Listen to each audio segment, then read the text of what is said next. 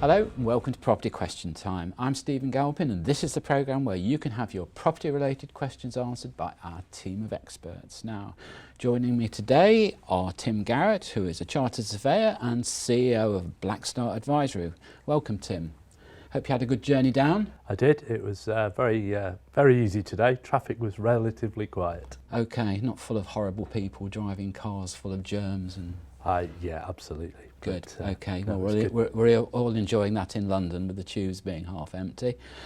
And joining me too is John Howard, property developer, author, public speaker and mentor, and jolly good chap too. Welcome back, John. Stephen, that's the nicest thing you've ever said. Thank you. Right, well, don't rely on it. It will get worse from now, I know, yeah. It will indeed. Okay, well, on with the questions. And John, you're going to go first. So the question is, do the panel think the current swing to online sales will cause a significant decline in high street shopping that will inevitably result in a huge drop in retail commercial property values in the longer term? Or will the suggested change of uses to perhaps residential uses save the day?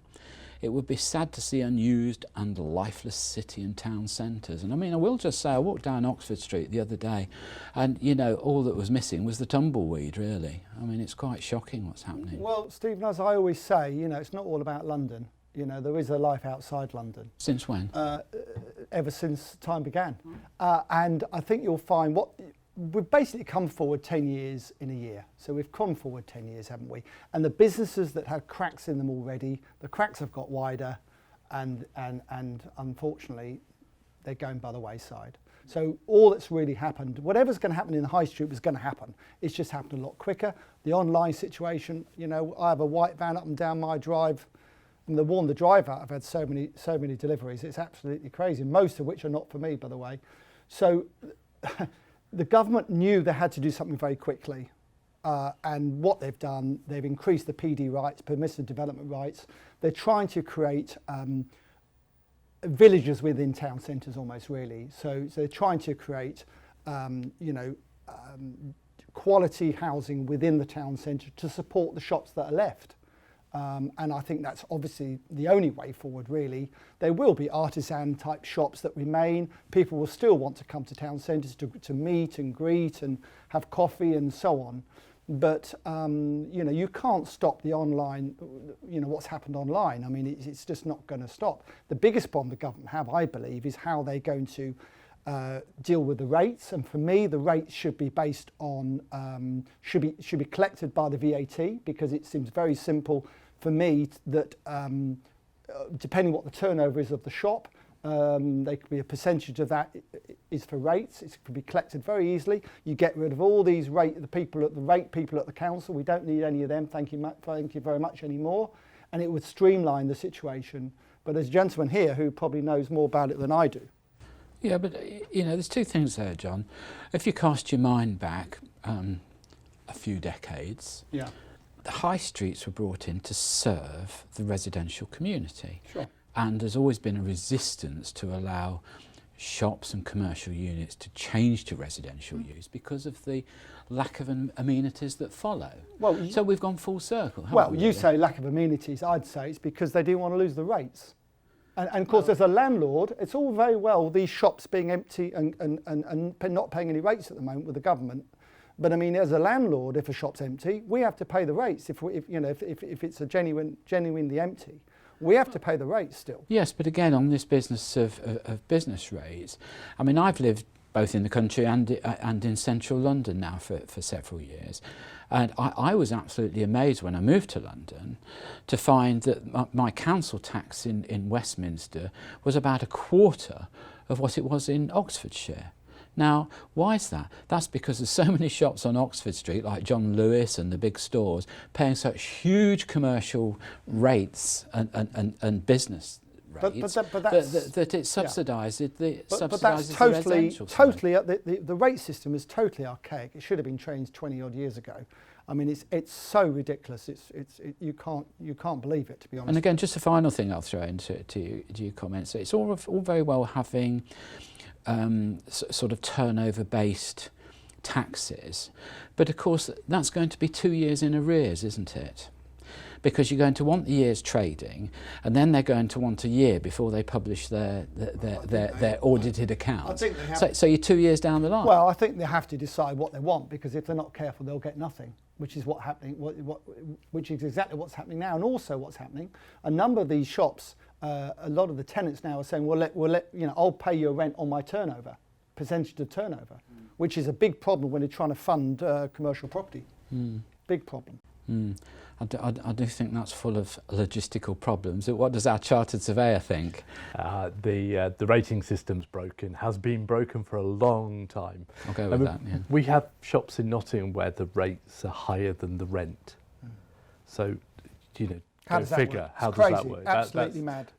We have to fix the rate system, and this government unfortunately just seem to kick this can down the road, and have continually done so for a number of years. We're based on values at the moment of 2015. But doesn't make any sense. Don't you think that's ever since Margaret Thatcher had a little bit of difficulty with the poll tax? Yes, possibly, but that's not an excuse for not fixing the system. The system is broken, so we need to sort it out. And the budget was so disappointing in that respect, because Rishi did not, he says it's still under review. Well, how long do they want? I've just told them how to do it, along with a lot of other people, hopefully, who would agree with me. So get on with it. I think two things. I think how many housing ministers have we had in 10 years? 12, is it now? 12. 12. The latest gentleman is from Tamworth. Right. Can't remember his name. Then you're going to have to find one that's brave enough to grasp the nettle and put something meaningful in place, aren't you? Yeah, but it's broken. So, and everyone knows it's broken. I think the point here is everyone knows it's broken. Yeah. So let's fix it. Just let's have a review, sort it out. Yeah. Deal with it, Absolutely. Get on with it, move on, and then we can do something else. But it's not right at the moment. It's fundamentally broken. It's grossly unfair. They've stopped even having the conversation. So the Valuation Office have walked out of meetings with a number of property organisations who are trying to raise the issue of rating versus a COVID world. And they've walked out. They've said, we're not having these meetings. Well, what does that tell you? That's just, not wanting to address the issue. And I know there are lots of issues. There's lots of issues with COVID. There's lots of issues around the world. But this is a fundamentally broken system. And if you listen to people like Bill Grimsey, who, did his review of the High Street, he says it is broken. The start of the chapter. But to all due respect, we didn't need him to tell us that. We didn't. God knows what he's charged for that, to tell us that. We all knew that. I mean, what the government needs to do is get on with it. Well, I think you're both right on that point. I think we have an accord there, don't we? We do, with the Charter Surveyor, which isn't always the case. Well, there you go. All right, John, thank you for that. Right, Tim, this is one, especially living in the part of the world that you do. As we've now all become used to Zoom business meetings and family connections, do the panel think that the HS2 project should proceed, or could the money be better spent? Yeah, it's the multi-million-dollar question, isn't it? Because I think the latest numbers suggest that multi-billion, I think. Multi-billion, yes, is potentially over 100 billion. It's 125 billion, I think, at the moment. So it started off at 30 billion, didn't it? 25, I think. Yeah, I'm wrong, sorry. 22 billion was our starting point, which, clearly a quantity surveyor wasn't involved in that, were they? No. It's a really interesting question. The Zoom or Microsoft Teams argument, I think, is a short-term issue. That none of us particularly like it. It's a bit like rating. We all know it's not quite right. We, particularly the professions, and I don't mean just surveying, but also other professions, rely on human contact. We very much rely on body language, nuances that you can't get through that screen. You just can't get it. So I think we're fortunate that it's there and we can use it, and I use it a lot in my daily work, both in sort of a chartered surveyor business, but also lecturing as well. Lectures are all online now. But fundamentally, as soon as we can get rid of that thing, the better, and we're going to want to travel around again. And I think HS2, what people have lost sight of is that HS2 wasn't about speed, it was about capacity. So yes, I could get from Nottingham to somewhere near London in an hour, but actually only takes me an hour and a half now. The problem with the train system pre-COVID was that they were packed. So you came out of London on a Friday night, you do not want to be on the 4 o'clock train. No. Even with a ticket, you're probably not going to sit down if you were running late into the station, as most of us do. So I think in terms of capacity, I think it was an important step. I also had another take, and I was a big supporter, and I think I still am in the round, subject to getting value for money, was that doing London to Birmingham on its own is just a disaster. I mean, I cannot understand why we would have spent so much time, so much money, so much effort, so much angst about going through countryside to build a 100-mile line. There's no point. So you have to finish the project. You've got to go to Manchester. But do you think the government is prevaricating on that extra step, or is it just a cautionary budgetary control? I think they've moved messages that they're continuing. They're going to do it. The red wall. They are desperate to keep hold of these seats they've won in the north of and one way to do that is to make sure the HS2 gets up there. One thing I would pick up what you said is the London to Birmingham. The one thing to remember there is that the airport in Birmingham was running at 50% capacity. Heathrow is 98% or something crazy. Do we need a third runway? Not when you can get on a train in London and get to Birmingham Airport in 38 minutes. I'm not sure you do. And that's what people haven't realised either. So environmentally, okay, yes, going through woods and everything is dreadful to get up there, but it probably means we don't need a third runway at Heathrow, or fourth runway, whichever it is. I think it does raise another, because it's really interesting talking about airports, it does raise another really interesting point about airports. So near to me is East Midlands Airport, Yep. So that's my local airport between Nottingham, Derby, Leicester. If you can get to Birmingham in 20 minutes from a train station that's fairly close to East Midlands Airport, East Midlands Airport will simply become a goods airport, freight cargo. airport. It is pretty much now, but why would you go there as a passenger? Because the passenger experience would be second to the goods. So the interesting thing is that how much of that dynamic changes, and you don't realise the impact of those things when you think about, it's a train line. Actually, it's not a train line. It's Just more than that. Just in a sentence then, Tim, because we have to go to a break in a second, but just to answer the question, could the money be better spent? Well, I think that, yes. I mean, government, I think the hardest thing for government is always choice. Where do you spend the money? In the great scheme of things, you could always spend money elsewhere. You can argue for it. But this wasn't for us, was it? This was for our children and their children. This was a long-term project. Okay, well, on that lovely note, we'll go to our break. Thank you for watching this half of the programme. We'll be back shortly.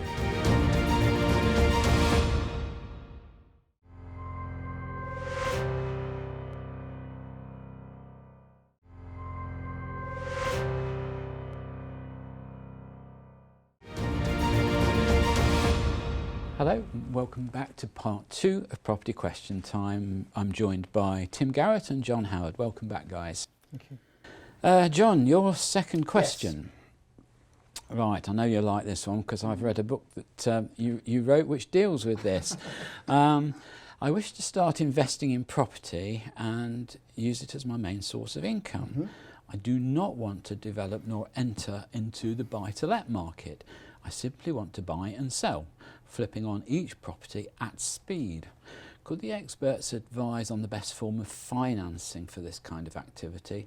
And should I let funders know that each purchase will be very short term? Okay, well, there's congratulations. They don't want to, the gentleman or lady, is it lady or gentleman? I don't know. We don't know.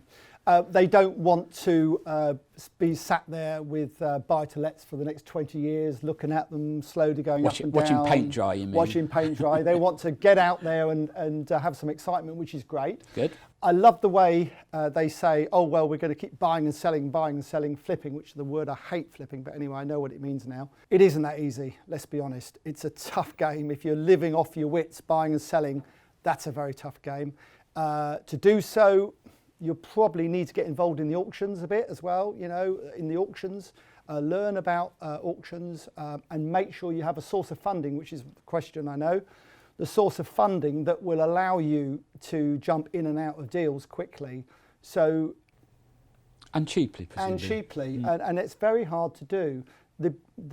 All the banks, when we started 30 odd years ago, may I say, 40 years ago, perhaps, just, you know, there was the only banks were the clearers. Now there are literally thousands of small banks who will lend you on short-term money, but it's expensive.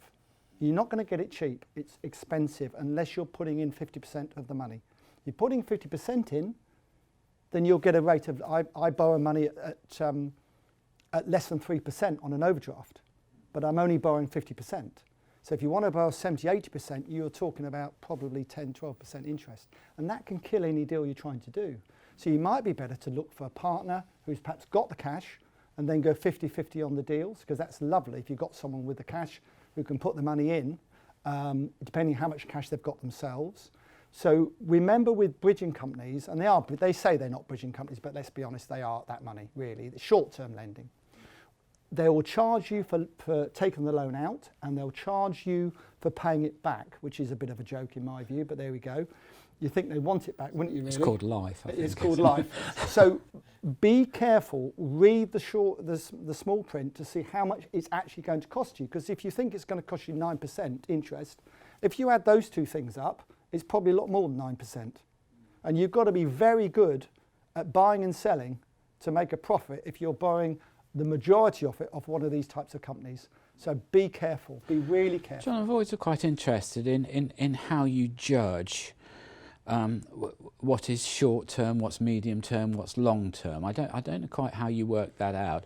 I don't also know in the sort of market that these people want to get into, which is flipping property on, moving it on quickly. I'm not sure how you estimate what sort of time scale that's going to be. You're a very clever man if you can. And secondly, if you're on a short term sort of arrangement with your funder, whether it be a bank or a finance company or whatever else, what are the consequences of it running into longer term? Okay. Well, the big trick here is to under-promise and over-deliver. So if you think you need the money for 12 months, get the agreement for 18 months. Because if you try and renew at 12 months, it's going to cost you a lot more. Right.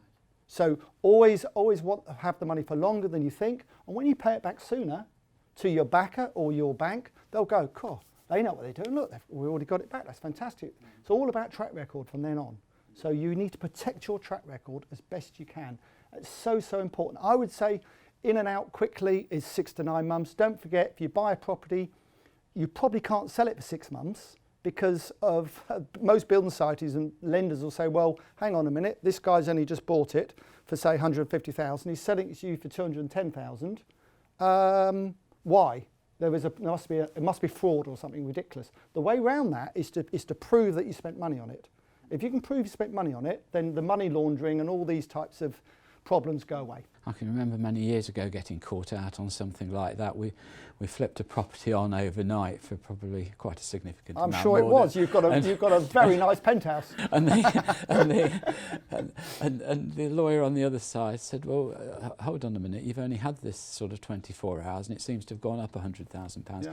I said, well, we refurbished it. And he said, what, overnight? Yeah, I mean, what I would say, those types of where we call it back-to-backing, and you know, we always try and do a few a year if we can because it's great business, but it's harder and harder to do these days.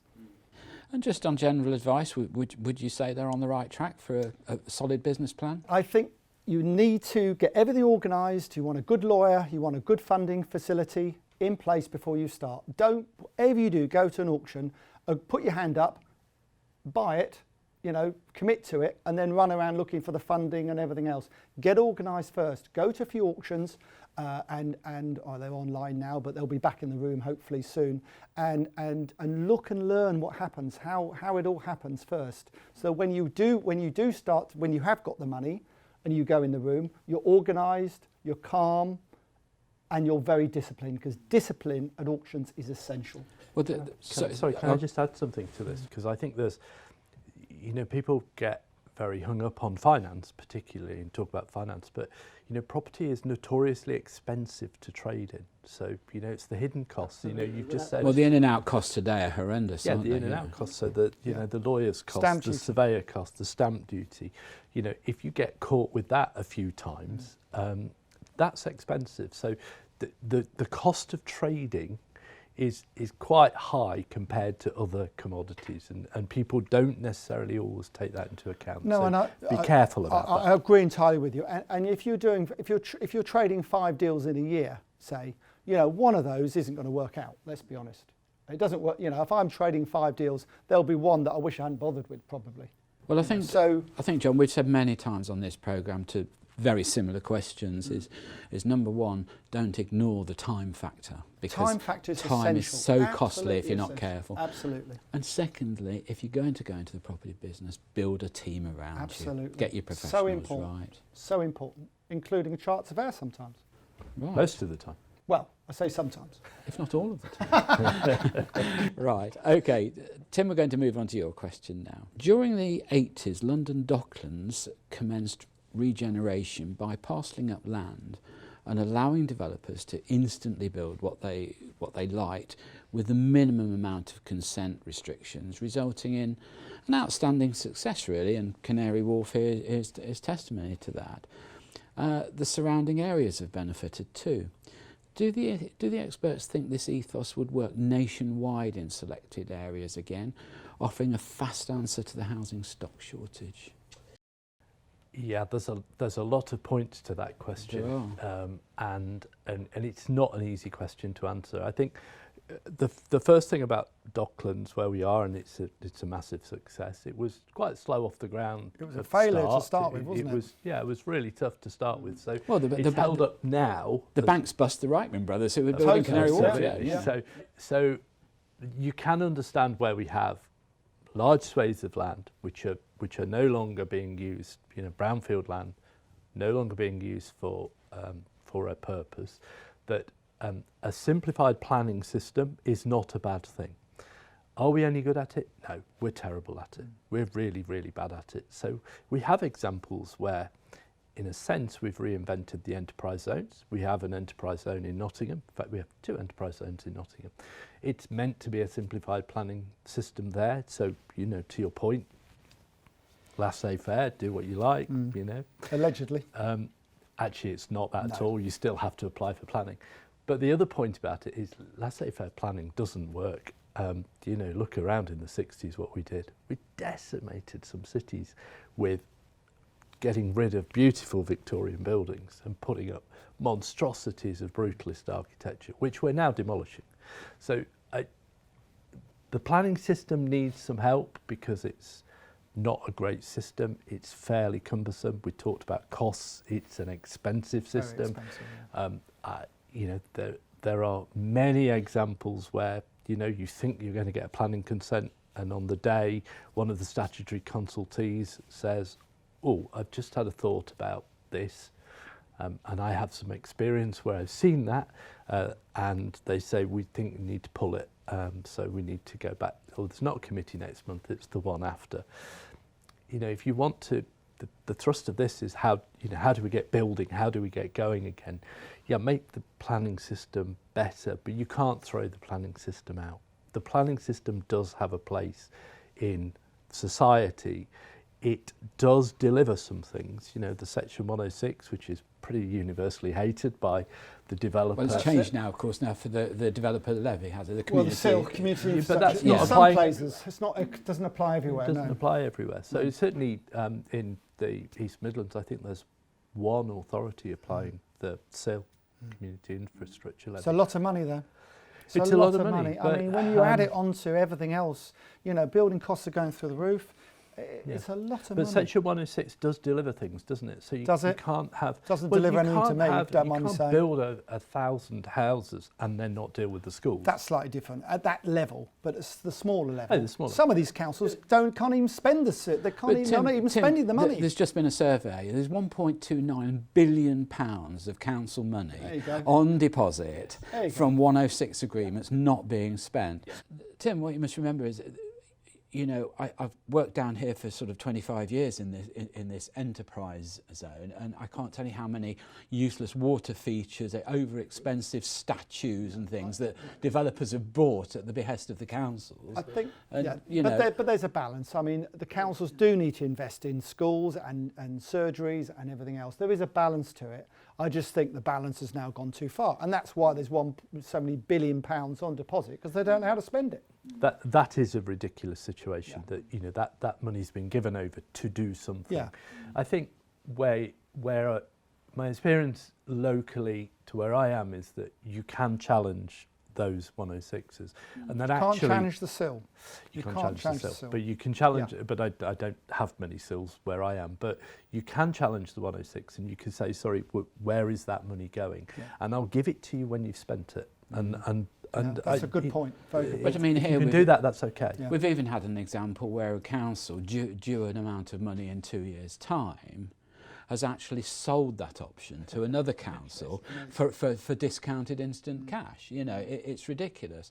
But I think the wider consequence of some of this sort of free planning idea, here in Canary Wharf, we're seeing buildings now less than 20 years old being pulled down and replaced with 10 stories more or 20 that can't stories. be right. It can't be right. Can't be No. right, can it? I mean, at a sustainability level, that is just a ridiculous state of affairs. We cannot possibly build buildings, and there are a lot of examples, and student accommodation is one of them, that those first generation student accommodation blocks that were built are being torn down. Yeah. And there's nothing particularly wrong with them.